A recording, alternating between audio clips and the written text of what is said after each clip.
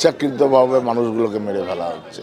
এটা পুরোপুরি একটা তৃণমূল কংগ্রেসের একটা চক্রান্ত, মানুষকে বিভ্রান্তির মধ্যে নিয়ে যাওয়ার জন্য ওনারা এটা করছেন। ডকুমেন্টসের সাথে কোনো ম্যাচ হচ্ছিল না ওনার, যেহেতু উনি 2002 সালে ভোট দেননি। হালিশহর স্টেশন থেকে খানিকটা এগোলেই বিচিত্রা আবাসন। ছাপোষা শান্তপাড়ায় আচমকাই রাজনীতির ঢেউ। হালিশহরের রত্না চক্রবর্তী অবসরপ্রাপ্ত কেন্দ্রীয় সরকারি কর্মচারী। এসআইআরের শুনানিতে ডাক পড়েছিল, সেখানে তিনি যান এবং সেখান থেকে বেরোনোর পর হঠাৎই অসুস্থ বোধ করেন। তাকে নিয়ে যাওয়া হয় হাসপাতালে এবং সেখানেই তার মৃত্যু হয়। বয়স ছিল বয়সজনিত অসুস্থতা, তবে শুনানিতে যাওয়ার দিন তেমন অসুস্থ ছিলেন না। আচমকাই আসে খবর। দুপুর 2:30টার সময় ওর মেসো ফোন করে আমাকে জানায়, তুমি তাড়াতাড়ি এসো, তোমার শাশুড়ি সেন্সলেস হয়ে গেছে। তো আমি ভেবেছি যেরকম নর্মাল হয়তো কিছু একটা হয়ে সেন্সলেস হয়ে গেছে। তো আমি এখান থেকে আমার ভাই, আমার আবাসনেই এক মহিলা আছে, ওনাকে নিয়ে যাই। গিয়ে নৈহাটি জেনারেল হসপিটালে অ্যাডমিট করেছিলেন উনি, ওখানেই যাই। গিয়ে দেখি ফিমেল ওয়ার্ডে আমার শাশুড়ি রয়েছে, ওনার কন্ডিশন ভীষণ খারাপ। মানে একটু নর্মালি যেরকম মানুষের একটা টেনশন হয় যে আমাকে একটা হিয়ারিংয়ে রাখছে, হঠাৎ করে কি একটা হতে পারে, কিন্তু অতটা ডিপলি যে না, আগের দিন থেকে উনি পুরো ফিট ছিলেন। পশ্চিমবঙ্গের শাসক দলের দাবি, এসআইআর আতঙ্কেই এখনও পর্যন্ত মৃত্যু হয়েছে বহুজনের। মৃতদের তালিকা এলাকায় এলাকায় প্রকাশের ডাক দিয়েছেন মুখ্যমন্ত্রী মমতা বন্দ্যোপাধ্যায়ও। যখন এনুমিনেশন হলো তখন বিএলএ 1 ছিল সাথে, বাড়ি বাড়ি গেছে বিএলওদের সাথে। পোলিং স্টেশনেও তারা থাকবে, বুথেও তারা থাকবে। তাহলে তুমি 90 বছরের বৃদ্ধাকে ডেকে পাঠাচ্ছ, নাকে অ্যাম্বুলেন্স, নাকে নল নিয়ে যাচ্ছে, অন্তঃসত্ত্বা মাকে ডেকে পাঠাচ্ছ আর 3 তলাতে ওঠাচ্ছ। লজ্জা করে না? আর যারা মারা গেছে তাদের নামের লিস্ট করে এলাকায় এলাকায় রাখুন, টাঙ্গান, শহীদদের শ্রদ্ধা জানিয়ে। রত্না চক্রবর্তীর মৃত্যুতে এসআইআর যোগই দেখছে পশ্চিমবঙ্গের শাসক দল। শুনানিতে ডাক পাওয়ায় তিনি চিন্তায় ছিলেন বলেই দাবি স্থানীয় পঞ্চায়েত প্রতিনিধির। উনি বললেন যে আমাকে কেন হঠাৎ এসআইআর পাঠালো, আমি একটা রেলের কর্মী, 96 থেকে উনি চাকরি করেন।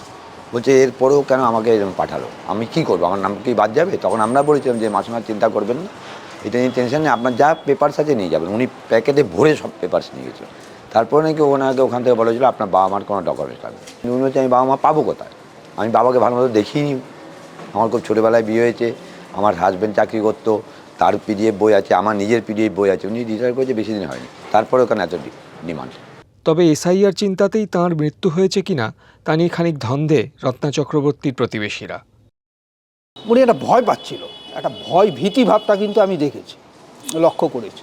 এবং কিছু পরে এই যে সব পেপারস ঠিক মতো গুছিয়ে নিয়েছি কিনা, যে সব আছে কিনা, বা কি জিজ্ঞাসা করবে, এরকম একটা নিয়ে। এমনি শারীরিক একটু দুর্বল ছিল, তারপরে আবার এই যে কিছু ভুল হচ্ছে কিনা বা কিছু বাকি রয়েছে কিনা, আর কি নিলে হবে, এসব পার্টিকুলার ওই টাইমটাতে, ওই সময়টাতে সকাল থেকে ওই ব্যাপারটা নিয়েই চিন্তা। এসআইআর নিয়ে চিন্তা তো নানা দিক থেকে আসতে পারে, তাই না? ওনার পারিবারিক দিকে একটা বিশাল বড় চিন্তা ছিল, তারপরে হয়তো এটা যাচ্ছিল, তারও একটা ঠিকঠাক হবে, সব রকম মিলিয়ে একটা কিছু হয়েছে। হ্যাঁ, আর একটা মৃত্যু যখন হয়, দুর্ঘটনা হয়, সেটা কোনো রকম কিছুর সঙ্গে মিশিয়ে দেওয়াটা ঠিক নয় আমার মনে হয়। রত্না চক্রবর্তীর মৃত্যুকে কেন্দ্র করে ইতিমধ্যেই শুরু হয়েছে রাজনৈতিক চাপানুতর। ডকুমেন্ট সব কিছু ছিল বলে কেন্দ্রীয় সরকার চাকরিটা দিয়েছে। তা কেন্দ্রীয় সরকার চাকরি দিল কি করে? কেন্দ্রীয় সরকার যখন চাকরি দিয়েছে, সে ভারতের নাগরিক, এর চেয়ে বড় প্রমাণ তো আর কিছু হতে পারে না। তাহলে তাকে শুনানিতে কেন এইভাবে ডাকুক, তাতেও আমাদের আপত্তি নেই। এই যে 20 কিলোমিটার কেন যেতে হবে, কেন এলাকায় শুনানি হবে না? আমরা বারবার দাবি, আমি লিখিত, আমি নিজে বিধায়ক হিসাবে ডিএমকেও চিঠি করি, নির্বাচন কমিশনারকেও চিঠি করেছি। ইচ্ছাকৃতভাবে মানুষগুলোকে মেরে ফেলা হচ্ছে।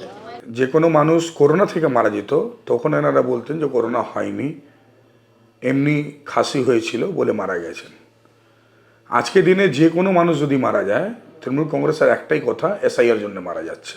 একজন সেন্ট্রাল গভর্নমেন্ট এমপ্লয়ি ভয় খাননি।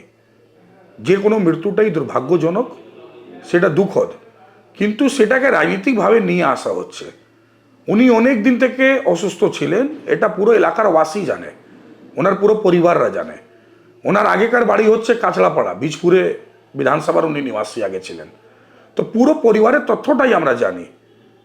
একটা লোক অনেক দিন থেকে অসুস্থ আছে, সে এসআইআর হেরিং ক্যাম্পে যেতেই পারে, সে নিজে সেন্ট্রাল গভর্নমেন্টের এমপ্লয়ি, তার 2002 সালে লিঙ্ক আছে, তার নাম বাদ যাবে না, উনি নিজে জানেন, ওনার পুরো পরিবার জানে, তারপরে এসআইআর এর জন্য কেন মারা যাবেন?